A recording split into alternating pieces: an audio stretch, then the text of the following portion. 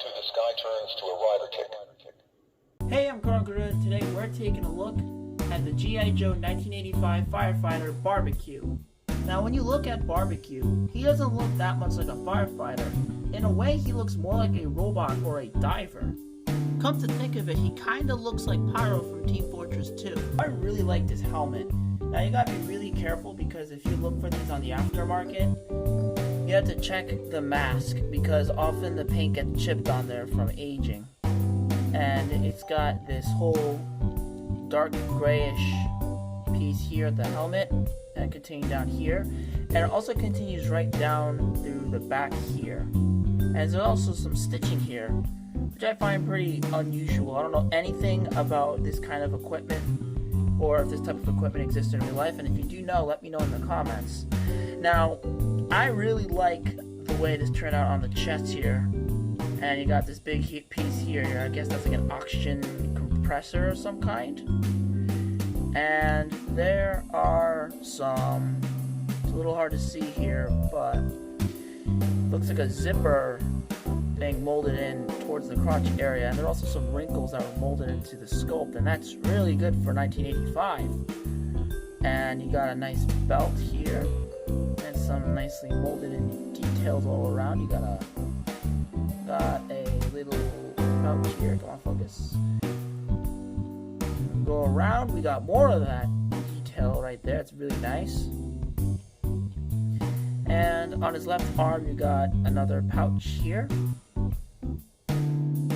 As we go around here, we got something in there. I don't know if that's a radio, some kind of weapon. I'm not really sure. And on this side, you got this piece that's sticking out, and that's for an accessory. But we'll get to that later. And some more wrinkles towards the legs. And overall, this is just a really cool figure. Now, Barbecue came with some really interesting accessories. He came with this really cool little axe with some nice silver paint to it. And what's really interesting is that it's got almost like a guard, like a sword, and some protrusions sticking out of it, so it's almost like a brass knuckle. So now, not only would he just chop his way through, but he can also punch Cobra Troopers, just gonna punch his way through. I just think that's really cool. He can hold the axe on either hand like so, but it's a little tricky to get it in, but once you get in there, it fits. Now, what's kind of funny is that if you just shake it around, it's actually kind of a loose fit, but despite that, he holds it pretty well. If you shake it, he doesn't seem to drop it. While on the other hand, if you put it on, it's actually a little bit tricky to put on. Wow. It actually has a much more secure fit. For his next accessory, we got this foam tank, which doesn't actually hold any real foam or anything like that. And it also has this little peg here, and for this little spray thing that has a hose, and you just plug it in like so. It's a little hard to do.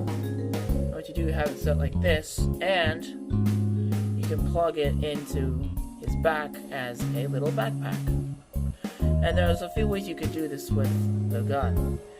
First, you could put it into the leg like so. Hold on a second. Come on. We've got all day. Come on, Chrono needs this. Come on. There's supposed to be a little peg here you're supposed to plug in. Alright. There we go. You can have it like that. So when he's not using it, he can just have it stored like that. And when he has it ready, you could just put it in his hand like so. It's a little hard to put things in his left hand. Just give me a moment. There we go. And here's how Barbecue looks armed with all his accessories. And I just think this looks really cool. And real quick, right before we go into articulation, here's a 360 look at Barbecue with all of his accessories.